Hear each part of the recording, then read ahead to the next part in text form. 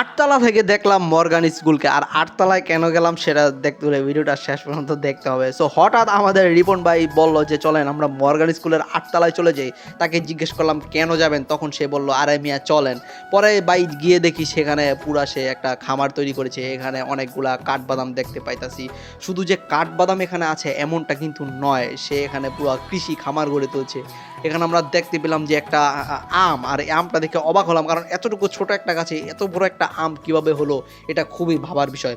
So এখানে বিভিন্ন ধরনের হরেক রকমের গাছ টাছ লাগানো হয়েছে, এগুলো দেখে আমি অবাক যে আমরা গ্রামে থেকেও কোনো কৃষি চাষাবাদ করি না, আর এখানে রিপন ভাই ছাদের মধ্যে কি সুন্দর কৃষি বা চাষাবাদ করতেছে, তাও আবার আম, বেগুন, আরও বিভিন্ন রকমের জিনিসপত্র। আবার সেখানে যে শুধু সে কৃষির মধ্যে গাছ টাছ লাগায় এমন না, সেখানে সে কোয়েল পাখির খামারও করেছে, আর সেই কোয়েল পাখির খামারের ডিম আমাদেরকে প্রায় খাওয়ায়।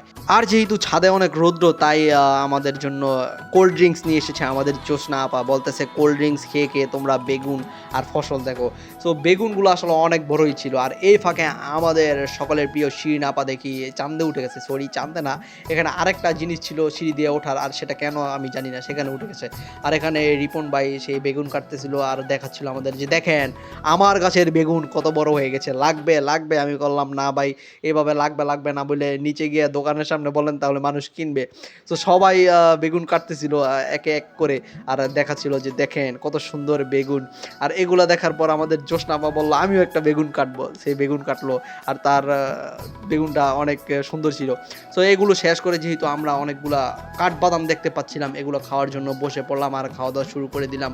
আর এই কাঠবাদাম মাগ না পাইয়া জসিম ভাই একের পর এক ধামালি খেতেই ছিল। এগুলো দেখে আমাদের জোসনাপা বলতেছিল জসিম হয়েছে তো, খাওয়া বন্ধ করো। এর মাঝে একটা দুর্ঘটনা ঘটে গেছে, রিপন ভাইয়ের পাটা হঠাৎই কেটে গেছে একটা তার কাটার লেগে। সো সে সেটা নিয়ে সামনে চলে গেছে, পায়ে রক্ত বের হচ্ছিল, সেটা পরিষ্কার করার জন্য।